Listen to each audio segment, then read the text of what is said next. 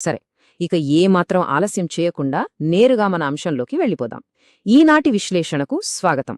ఈరోజు మనం అత్యంత ఆసక్తికరమైన, లోతైన పొలిటికల్ ఇంటెలిజెన్స్ రిపోర్ట్ని చూడబోతున్నాం. ఒక నియోజకవర్గంలో రాత్రికి రాత్రే ఎన్నికల సరళి ఎలా మారిపోతుంది, ఆ మార్పు వెనకున్న అసలు కారణాలేంటి అనేది ఈ రిపోర్ట్ కళ్లకు కట్టినట్లు వివరిస్తుంది. రాయచోటి నియోజకవర్గంలో జరిగిన ఒక భారీ మార్పును కేవలం గాలిమాటలతో కాకుండా పక్కా డేటా ఆధారంగా ఎలా డీకోడ్ చేశారో ఇప్పుడు మనం స్పష్టంగా చూద్దాం. మన ప్రయాణం ఎటువైపు వెళ్తుందో తెలియడానికి ఈ ఎజెండా ఒక మ్యాప్లా పనిచేస్తుంది. ముందుగా రాయచోటి గ్రౌండ్ రియాలిటీ ఏంటో చూస్తాం. ఆ తర్వాత 2024లో వచ్చిన ఎన్నికల మార్పు, ఓటమికి దారితీసిన సిస్టమిక్ కారణాలు, మళ్లీ పుంజుకోవడానికి కావలసిన వ్యూహం, అద్భుతమైన చతుర్ముఖ సిద్ధాంతం, చివరగా పాలిటిక్స్లో డేటా, నైతికత ఎలా ఉండాలో విశ్లేషిస్తాం. Just keep watching. ముందుగా మొదటి అంశం, రాయచోటి యుద్ధభూమి. గణాంకాలు, ఎన్నికల లెక్కలలోకి వెళ్లే ముందు అసలు ఆ ప్రాంతపు సామాజిక కూర్పు ఎలాంటిదో మనం ఖచ్చితంగా అర్థం చేసుకోవాలి కదా. ఈ చార్ట్ ఒక్కసారి నిశితంగా గమనించండి. ఇక్కడ ముస్లిం మైనారిటీల ఓటు బ్యాంక్ దాదాపు 30% ఉంది. ఇది చాలా పెద్ద నెంబర్. మరోవైపు 57% పైగా ఓటర్లలో చారిత్రాత్మకంగా ఆ ప్రాంతంపై పట్టున్న రెడ్డి, కాపు సామాజిక వర్గాలు ఉన్నాయి. ఇదొక అత్యంత సంక్లిష్టమైన పజిల్ లాంటిది. ఈ భిన్న వర్గాలను బ్యాలెన్స్ చేయకుండా ఏ పార్టీ కూడా ఇక్కడ జెండా ఎగరేయలేదు. అయితే కేవలం కులాలు, మతాలు మాత్రమే ఎన్నికలను డిసైడ్ చేయవుగదా. ఆ నేల స్వభావం, రైతుల కన్నీళ్లు, అక్కడి కరువు పరిస్థితులు కూడా ఫలితాలను శాసిస్తాయి. రాయచోటి తీవ్రమైన నీటి కొరతతో అల్లాడుతున్న వ్యవసాయ ప్రాంతం. ప్రజల ప్రాథమిక అవసరాలు తీరనప్పుడు ఆ ఆక్రోశం నేరుగా బ్యాలెట్ బాక్స్ మీదే పడుతుంది. ఇక్కడే మనమొక విషయం గుర్తుంచుకోవాలి. ప్రజాస్వామ్యంలో పౌరుల జీవన గౌరవం, వారి ప్రాథమిక హక్కులు అత్యంత పవిత్రమైనవి. బాధ్యతాయుతమైన, సమాచారంతో కూడిన పబ్లిక్ స్పీచ్ను మనం ఎప్పుడూ కాపాడుకోవాలి. ఇప్పుడు క్షేత్రస్థాయిలోని ఇమోషన్స్ నుండి కఠినమైన వాస్తవాల వైపు, అదేనండి మన అంకెల వైపు వెళ్దాం. 2024లో అసలేం జరిగింది? ఈ బార్చార్ట్ చూస్తే మీకే అర్థమవుతుంది. ఇదొక అసాధారణమైన స్వింగ్. 2019లో అధికార పార్టీ ఏకంగా 32,900 ఓట్ల భారీ మెజారిటీతో దూసుకెళ్లింది. కాని కట్ చేస్తే 2024 వచ్చేసరికి సీన్ రివర్స్. ప్రత్యర్థి పార్టీ కేవలం 2,500 ఓట్ల తేడాతో సీటును ఐవసం చేసుకుంది. ఈ 10 పాయింట్ల మార్పు అనేది రాజకీయాల్లో ఒక పెద్ద భూకంపమని చెప్పొచ్చు. ఇక్కడ ఇంకో ఇంట్రెస్టింగ్ నెంబరుంది చూడండి, 30,000. 2019తో పోలిస్తే 2024లో అదనంగా నమోదైన ఓట్లివి. రిపోర్టు ప్రకారం ఈ ఓట్లన్నీ వన్ సైడ్గా, అంటే పూర్తిగా టీడీపీ వైపే మళ్ళాయి. అపోజిషన్ పార్టీ గ్రౌండ్ లెవెల్లో ఓటర్లను ఎంత అద్భుతంగా మొబిలైజ్ చేసిందో చెప్పడానికి ఇంతకంటే పెద్ద ఉదాహరణ అవసరం లేదు. సో మార్పు చూసాం, కానీ అసలు అధికార పార్టీ ఓటమికి దారితీసిన కారణాలు ఏంటి?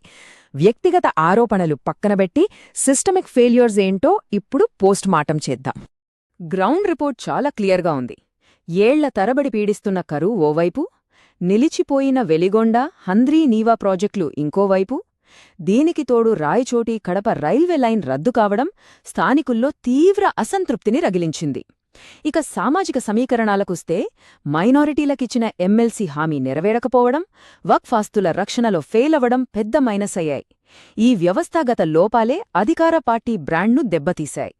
ఈ కొటేషన్ ఒక్కసారి వినండి. పరిష్కారాలు కంటికి కనిపించనప్పుడు గతంలో చేసిన అభివృద్ధి కూడా ఒక భారంగానే కనిపిస్తుంది.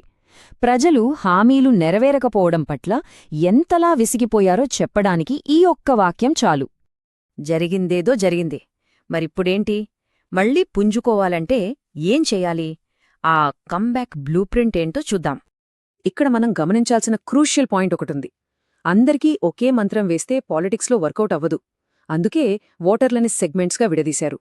యువతకు ఉపాధి, స్టార్టప్ గ్రాంట్లు, మహిళలకు చేయూత, డ్వాక్రా సపోర్ట్, అలాగే రైతులకు రైతు భరోసా, పంట బీమా, ఇలా ఎవరికి ఏదవసరమో ఆ వర్గాన్ని టార్గెట్ చేసి స్కీమ్స్ డెలివరీ చేస్తేనే ట్రస్ట్ మళ్లీ బిల్డవుతుంది. అలాగే ఇన్ఫ్రాస్ట్రక్చర్ విషయానికొస్తే వెలిగొండ ప్రాజెక్ట్ పనులను పరుగులు పెట్టించడం, ఆగిపోయిన హంద్రీనీవా కాలువను మళ్లీ మొదలుపెట్టడం మరియు రైల్వే లైన్ని తెరపైకి తీసుకురావడం, ఈ 3 పనులు వెంటనే చేస్తే ప్రజల్లో పోయిన నమ్మకం మళ్లీ చిగురుస్తుందని రిపోర్ట్ స్పష్టంగా చెబుతోంది. ఇక అసలు విషయానికి వద్దాం. ఈ రిపోర్ట్లో నన్ను అత్యంత ఆశ్చర్యానికి గురిచేసిన సెక్షన్ ఇదే అదే చతుర్ముఖ సిద్ధాంతం. రాజకీయ ఎత్తుగడలను పసిగట్టడానికి ఇదొక అద్భుతమైన ఫ్రేమ్వర్క్.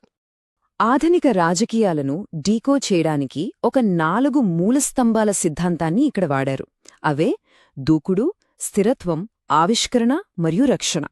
ఇవి వినడానికి కాస్త ట్రెడిషనల్గా ఉన్నా వీటి ఇంపాక్ట్ మాత్రం చాలా పవర్ఫుల్. అదెలాగో చూద్దాం. మొదటి పిల్లర్ శివతత్వం, అంటే అగ్రెషన్. పార్టీలో ఉంటూ భారంలా మారినా యాక్టివ్గా లేని నాయకులను నిర్మోహమాటంగా పక్కన పెట్టేయాలి. అదే సమయంలో ప్రతిపక్షాల వైఫల్యాలను ప్రజల్లోకి బలంగా అగ్రెసివ్గా తీసుకెళ్లాలి. రెండోది విష్ణుతత్వం, అంటే స్టెబిలిటీ. ఎప్పుడూ కొత్త ప్రయోగాలు చేస్తూ ఉంటే ఏళ్లుగా అండగా నిలబడ్డ కోర్ ఓట్ బ్యాంక్, అంటే రెడ్డి, కాపులాంటి వర్గాలు దూరమయ్యే ప్రమాదముంది. కాబట్టి ఆ పునాదిని కదిలించకుండా కాపాడుకోవడం చాలా ముఖ్యం. మూడోది బ్రహ్మతత్వం, అంటే ఇన్నోవేషన్. పాత పద్ధతులు ఎప్పుడూ పనిచేయవు. యువ నాయకత్వాన్ని, ముఖ్యంగా మైనారిటీ యువతను తెరపైకి తీసుకురావాలి. డిజిటల్ ప్లాట్ఫామ్స్ ద్వారా ప్రజల గ్రీవెన్సెస్కి వెంటనే రిప్లై ఇచ్చే ఆధునిక వ్యవస్థను తీసుకురావాలి. చివరిది దుర్గతత్వం, అంటే ప్రొటెక్షన్. ఇంటర్నల్ డిసిప్లిన్ లేకుండా ఏ పార్టీ మనుగడ సాగించలేదు. బూత్ ఏజెంట్లని స్ట్రిక్ట్గా ఫిల్టర్ చేయడం, ప్రవర్తనా నియమావళిని అమలు చేయడం, అలాగే ఫేక్ న్యూస్ని ఎక్కడికక్కడ కౌంటర్ చేసి డ్యామేజ్ కంట్రోల్ చేయడం అత్యంత అవసరం. ఈ వ్యూహాలన్నీ బాగున్నాయి కదా, కానీ ఇక్కడే మనం ఒక లైన్ డ్రా చేయాలి. ఆధునిక రాజకీయాల్లో డేటాను వాడుకోవడం ఎంత ముఖ్యమో ఎథిక్స్ పాటించడం కూడా అంతే ముఖ్యం. ఇప్పుడు ఈ స్లైడ్లో ఒక ఆసక్తికరమైన కాంట్రాస్ట్ ఉంది చూడండి. ఒక పక్క వాట్సాప్ బ్లాస్ట్స్, ఓటర్ల ట్రాకింగ్ లాంటి అగ్రెసివ్ డిజిటల్ స్ట్రాటజీ ఉంటే, మరోపక్క మన ఇండియా తీసుకొచ్చిన DPDP ఫ్రేమ్వర్క్, అంటే digital personal data protection act లాంటి కఠినమైన ప్రైవసీ నియమాలున్నాయి. ఓటర్ల సమ్మతి లేకుండా వారి డేటాతో ఆడుకోవడం ఏమాత్రం కరెక్ట్ కాదు. ఈ 2 అంశాల మధ్య బ్యాలెన్స్ మెయింటైన్ చేయడం చాలా కీలకం. ఈ రిపోర్ట్లో మళ్లీ నొక్కి చెప్పిన పాయింట్ ఇదే. టార్గెట్ చేయడం అంటే ఓటర్ల గౌరవాన్ని దెబ్బతీయడం కాదు. కార్యకలాపాలు ఎప్పుడూ రాజ్యాంగ విలువలకు లోబడే ఉండాలి. ప్రతి పౌరుడి డేటాకు, ప్రైవసీకి ఒక డిగ్నిటీ ఉంటుంది. దాన్ని రక్షిస్తూనే పారదర్శకమైన, బాధ్యతాయుతమైన ప్రచారాన్ని మాత్రమే చెయ్యాలి. సో ఈ విశ్లేషణ చివరికి వచ్చాం. ఇప్పుడు మీ ముందు ప్రశ్న పెడుతున్నాను. భవిష్యత్తులో ఎన్నికల రిజల్ట్స్ని డిసైడ్ చేసేది ఈ పక్కా డేటా ఇంజనీరింగ్ అవుతుందా, లేక ఏ ల్యాబ్లో కూడా అంచనా వేయలేని మనిషి భావోద్వేగాలవుతాయా? ఆలోచించండి. మీరు కూడా ప్రజల పక్షాన నిల్చే నాయకుడిగా ఎదగాలి అనుకుంటే, మీ నియోజకవర్గాన్ని బాగుచేయాలి అనుకుంటే blueprintstrategies.ai ని mgr@blueprintstrategies.ai ద్వారా సంప్రదించండి, లేదా 08042041602కి కాల్ చేయండి. Purpose beyond politics. Thank you.